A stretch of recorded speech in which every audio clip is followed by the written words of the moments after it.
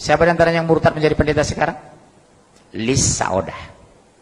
Sekarang sedang dikader artis yang terkenal menjadi pendeta, Lukman Sardi, Asmiranda. Ibunya cerita Pak, Asmiranda ini. Ternyata beberapa bulan lalu, Asmiranda ini pulang.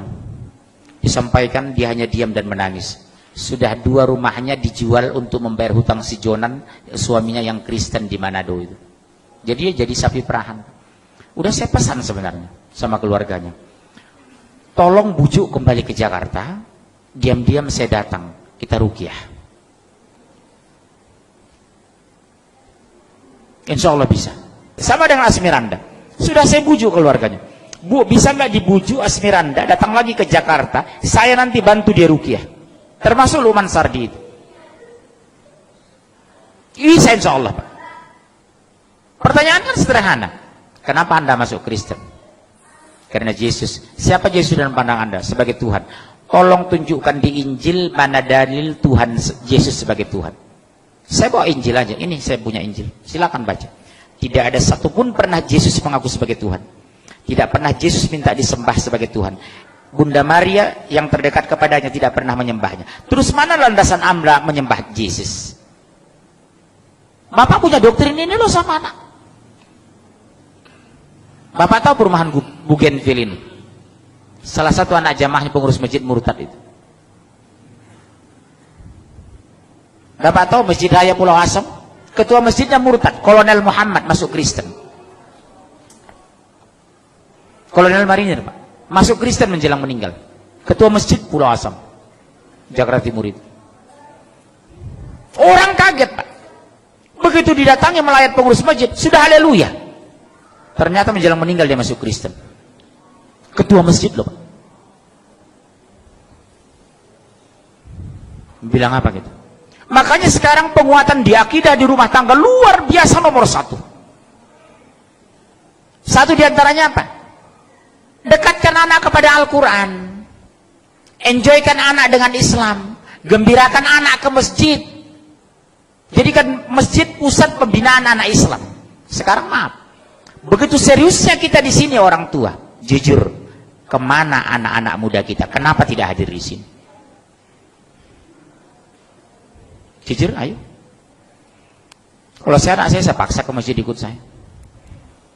Subuh itu anak-anak kecil saya bangun itu jam 4. Bangunnya nak, kita ke masjid ya nak, bangun nak, bangun. Nanti kalau terlalu capek kamu, habis dari masjid tidur ya nak. Tolong jawab ayah lo nak. 1 menit pun ayah tidak bisa masukkan kamu ke surga lo nak, demi Allah. 1 detik pun ayah tidak bisa mengeluarkan kamu dari neraka. Yang membuat kamu masuk surga kalau Allah ridho sama kamu lo nak, demi Allah nak. Doktrin saya seperti itu.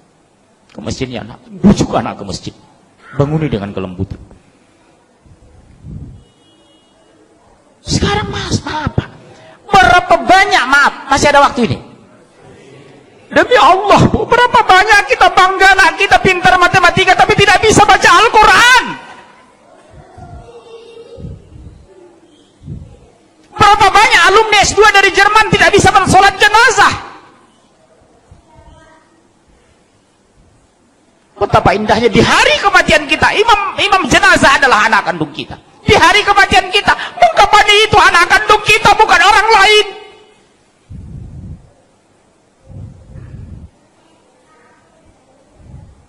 Saya pergoki Pak, demi Allah, jamaah saya 9 sekeluarga, semua orang kaya, 5 laki-laki 4 perempuan.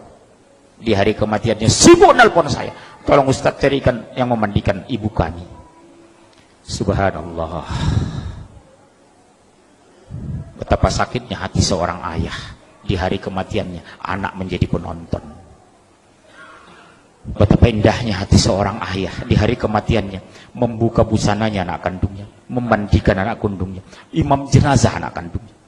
Makanya kata Rasulullah, orang yang paling berhak terhadap jenazah adalah ahli warisnya, saudara senasabnya. Sab pertama anak dan mantu kita.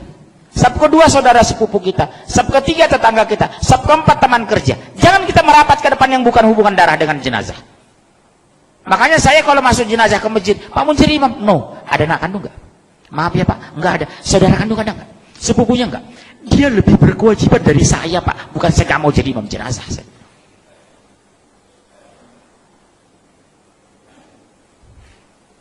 Hati-hati loh Pak Askar. Silahkan S2 ke Jerman, S3 Swedia, tapi basic agama harus kuat. Apa yang kita banggakan nanti di hari kematian kita, Pak? Anak menonton jenazah kita, subhanallah.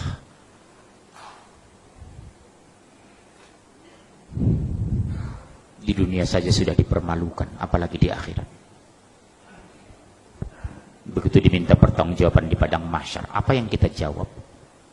Anak tidak bisa Al-Quran, sholat banyak tinggal. Hampir di semua pengajian yang melibatkan anak, saya tanya jujur, nak, kelas berapa nak? Seperti kemarin, kelas berapa nak? Kelas 3 SMA Pak. Subuh tadi? Enggak Pak. Bisa ibu kandungnya, demi Allah senyum Pak, bukan malu, bukan nunduk. Mana ibu kamu? Itu Pak, senyum ibunya. Allahu Akbar. Enggak subuh dah? Enggak Pak. Sering tinggal sholat? Sering. Sholat apa? Subuh dengan Isya. Isya kecapean, subuh kesiangan. Ibunya santai Pak. Maaf ya Pak, demi Allah, demi Allah. Tolong kita koreksi istri kita di rumah pulang nanti, tolong kita koreksi. Bagaimana Allah membela kita? Allah biarkan akidah terluntar. Tauhid belum lurus, baca Al-Quran nggak bisa, sholat tidak tepat waktu. Mau bagaimana Allah mau menjaga kita? Makanya ittaqullah haqqa tuqatih.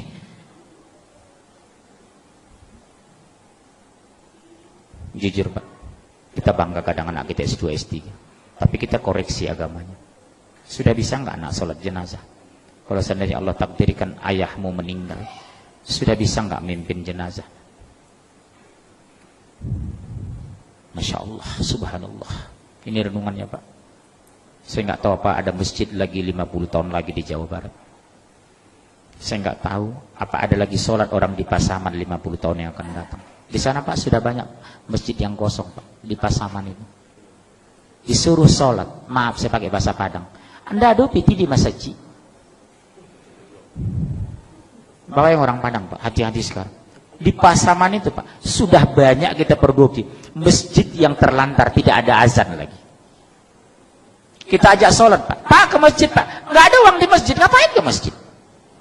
Sumbar loh. Yang dulu saya bangga dengan orang Aceh, yang dulu bangga saya dengan orang Padang, sekarang kebanggaan itu berkurang Pak, mungkin habis tergerus. Di mana lagi pertahanan Islam di Sumatera? Dulu saya bangga dengan orang Sunda. Setelah masuk saya Cianjur, ternyata sudah dipenuhi gereja. Makanya Pak, demi Allah, pulanglah ke kamu, pulanglah. Berjuang ini Pak, berhenti kita mati, mundur kita hancur. Subhanallah. Apa yang kita benahi? Kondisi akidah, tauhid ini. Di sini Pak, tak mungkin anak mau sholat kalau tidak mengenal Allah. Subhanallah.